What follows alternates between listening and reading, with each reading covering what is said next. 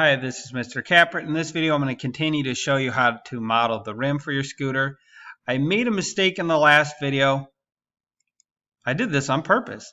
Do a right click on your extrusion and then do edit feature.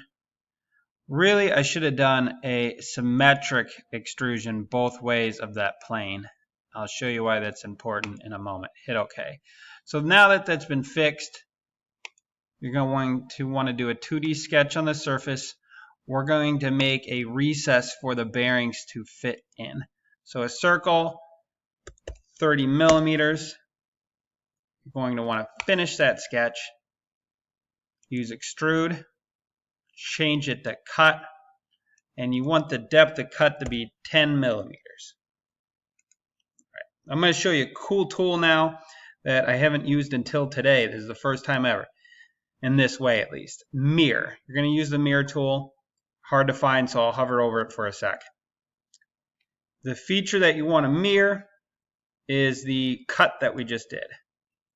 Mirror plane, XZ if you use the right plane. It should be the one that goes down the middle of the part. You're then going to hit OK.